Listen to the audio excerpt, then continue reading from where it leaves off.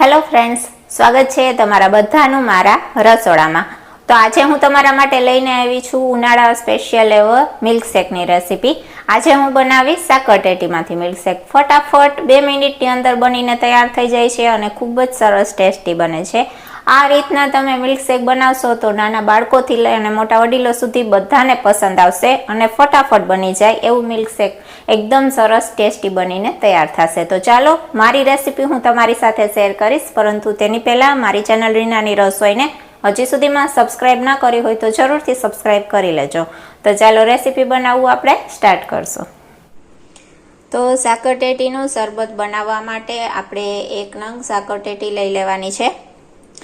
આ રીતના મેં 1 નંગ સાકરટેટી લઈ લીધી છે. તેને હવે આપણે સમારી લેશું.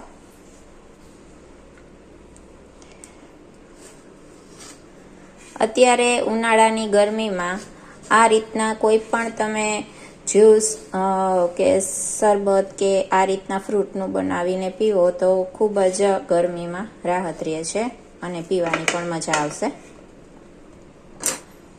આ રીતના સમારી અને તેની વચ્ચેનો આપણે બિયાનો ભાગ છે તે આ રીતના દૂર કરી લેશું.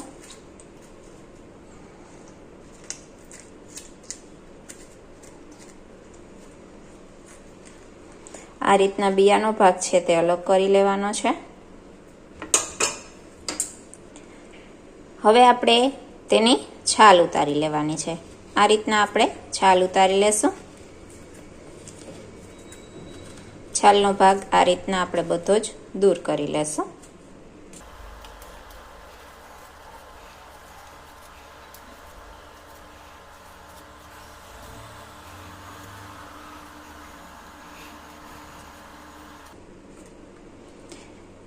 આ રીતના આપણે બધો જ છાલનો ભાગ છે તે દૂર કરી લીધો. હવે આપણે તેના પીસ કરી લેશું.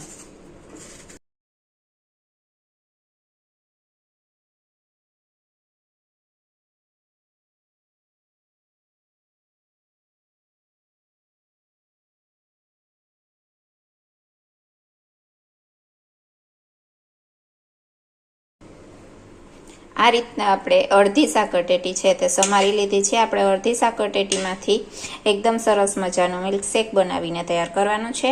અડધી છે તે આપણે રાખી દેશું. હવે આપણે આ જે સમારેલી સાકરટેટી છે તેને આપણે એક મિક્સી જારના બાઉલમાં એડ કરી દેશું.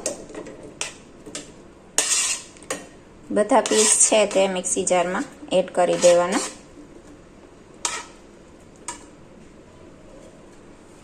તેમાં આપણે ખાંડ એડ કરીશું 2 થી 3 ચમચી જેટલી.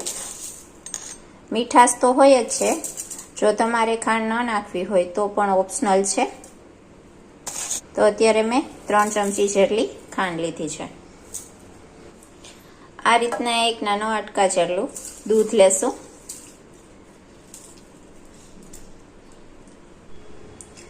અને વેનીલા આઈસ્ક્રીમ લેવાની છે. તો આપણે થોડી એવી વેનીલા આઈસ્ક્રીમ લેશું. સાકરટેટીના શેકમાં આપણે વેનીલા આઈસ્ક્રીમનો જે ફ્લેવર આવે છે તે ખૂબ જ સરસ આવે છે. તો મેં 2 સ્કૂપ જેટલી વેનીલા આઈસ્ક્રીમ લીધી છે. બસ હવે આપણે તેને મિક્સી જારમાં ફેરવી લેશું. હવે આપણે સર્વ કરીશું.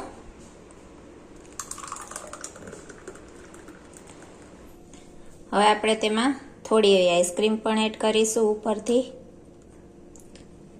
ખૂબ જ ટેસ્ટ સરસ આવશે.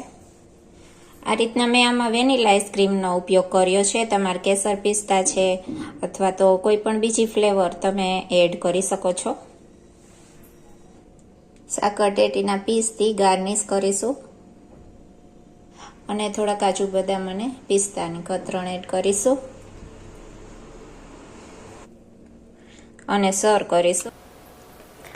તો બસ તૈયાર છે. ફટાફટ 2 મિનિટની અંદર બની જતું એકદમ સરસ મજાનું સાકરટેટીમાંથી બનેલું મિલ્કશેક. ઉનાળાની ગરમીમાં આ રીતના તમે મિલ્કશેક બનાવીને જરૂરથી ટ્રાય કરજો. ખૂબ જ સરસ ટેસ્ટી બને છે. અને જો તમને મારી રેસીપી પસંદ આવતી હોય, મારો વિડીયો પસંદ આવતો હોય તો ચેનલને સબસ્ક્રાઈબ કરજો, વિડીયોને લાઈક કરજો અને આવો નવો સપોર્ટ દેતા રહેજો. તો બસ મળું છું નેક્સ્ટ વિડીયોમાં નેક્સ્ટ રેસીપી સાથે. ત્યાં સુધી જય માતાજી.